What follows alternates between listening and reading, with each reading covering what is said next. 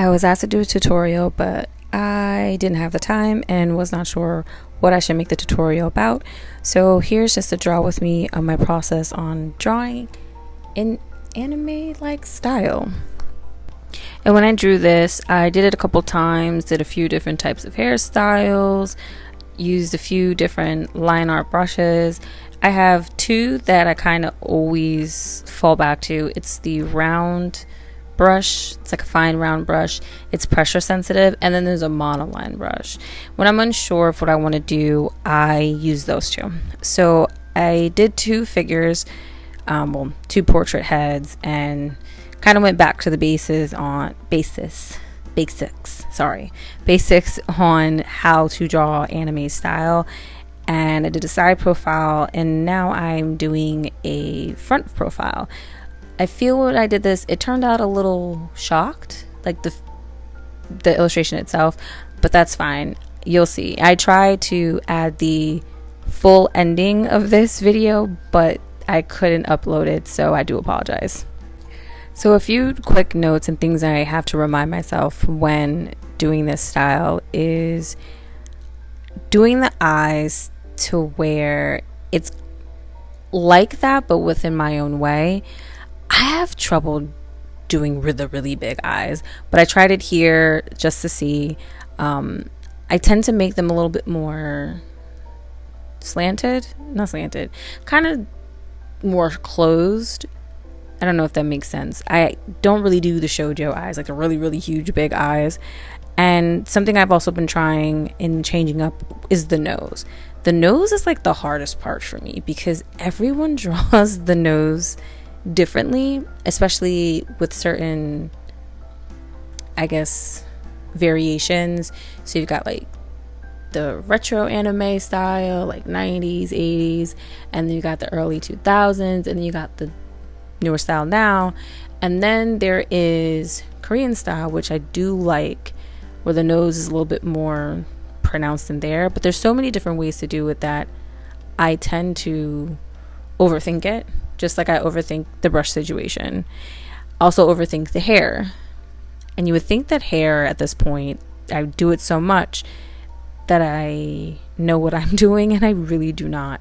I've watched various tutorials on how to draw anime style hair, and I don't know how you can have a tutorial on something that's different for all animes across the board, because they're all not the same, and I don't think they're all drawn the same.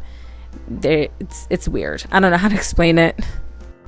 But when you're having trouble drawing something and doing it from memory, use references. I stick to Pinterest. Sometimes I do go to Google. I really try my hardest to stay off of Instagram when it comes to looking for references to study from. As great as it is as finding new artists, smaller artists, and all that, it becomes too much and you become overwhelmed, or you also get sucked up into constantly scrolling. And since this is our time to practice and get our skills a little better, we can't get stuck on social media. It's very distracting. And if you have a few artists in mind that you love and you want to study, and you have to use Instagram, like you want to use Instagram just to see how they're doing things and how they're improving and changing up the way they do things, then I would like set them aside specifically and always just search for them. Because I am the way that I am, I cannot do that. I love everybody's art. I will love your art if it speaks to me in whatever way, if it's eye-catching, if I like the colors, if I like the line art that you do. So I'm not someone who can pick 3 or 4 artists, because again, my tastes change as well, and to just copy off them, practice off them, study them. But if you can do that, if you can narrow it down to the very few, do it. But I do suggest Pinterest, great for pose references, hand references, lighting, shading, and also Google as far as getting 3D. There's 3D models that you can look after. There are also stamps. People sell like figure stamps that you for the poses, and you can buy those and then do whatever you need to do with them. And it's looking at this again and looking back to me doing it and noticing that I do love the round brush tip for details. I'm noticing that as far as line art goes, I'm really not crazy about it, which is probably why I always go back to monoline.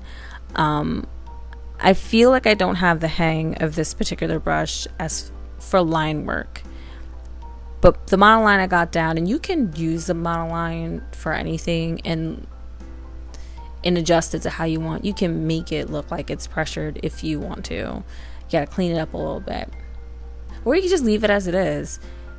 It is your art. Do what you want to do with it. I'm still figuring out what I want to do as far as line art or no line art. I still haven't decided. We are undecided over here. So when I'm not doing commissions, which I specifically use the monoline brush just because it's cleaner, when I'm not doing that, I am playing around with brushes. Always trying different brushes for line art, for details, for lighting and shading.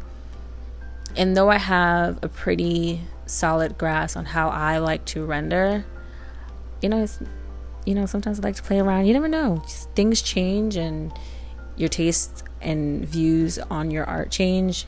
And I'm trying to get to a place where I like this route that I'm going when I'm rendering something and when I'm finishing up. To stay on topic but veer a little bit off into anime, I will say watching a whole lot of it, because I've stayed on Crunchyroll for like 2 months now. I've been catching up on One Piece, but also watching like various different animes that I wouldn't watch usually, since most of mine are almost finished. I've been watching the new ones, Moshly, Demon Slayer, and Hell's Paradise. But I'm watching One Piece, but that's not. I mean, I guess they have new episodes, but I'm not caught up yet. I'm still in the middle of Wano right now. And speaking of, the art in this arc, I still have my comments and I still have my opinions on the way they do certain body types in One Piece. But Kuromasaki, I think that's how you say her name, please don't come for me. She's absolutely the best drawn character that I've seen in One Piece since I've started like 3 years ago. Exactly how she looks is how I want my art to look. And I wish I had a photo to show you, but you can honestly just Google. I'll probably put it in a post of what she looks like, and you can see why she is my absolute favorite. Like, everything about her, the way she's drawn is perfect. Also, the color of the flower capital in One Piece is exactly where I want my color palette to really stay at. It's so vibrant, so beautiful. Everything goes together, and that's what I want to do as far as making all the colors blend well, because even though I like pinks and like purples and like blues, I'm having trouble putting colors together. Like, so for instance, when you see the flower capital, there's greens, there's browns, there's reds, like there's other colors that aren't on, that are like not within the hue of pinks and purples, and I have trouble kind of putting that all together where it looks nice. But it's done so great in One Piece, and I think Wano was probably like my favorite arc so far. It used to be Water 7, but now it is Wano. And I've also been watching the quintessential quintuplets just to get a feel on that art style. I'm watching a lot of shoujo animes just to see like the line work, how it's done. Moshly, I've noticed, uses something relatively close to a monoline brush. It's very simple, very cut and clean. So I'm trying to notice these things and trying to pay full attention to them. That way, when I'm drawing, I can have that in the back of my mind of what could have been, what could be doing. And just like even with Demon Slayer, you can tell the line work is completely different from the others. I love anime, but I don't think I like it this much in my 30s. I used to watch it when I was younger and then stopped for a while, and I got back into it, and I've been down the rabbit hole since. And if you're struggling with inspiration, finding your style, understanding color theory, perspective, all that, I really do also recommend watching anime or cartoons or any kind of animation, regardless of what it is. If it's 2D, 3D, more of like, you know, I think Pixar is like considered 3D. I don't know. Seems like it to me.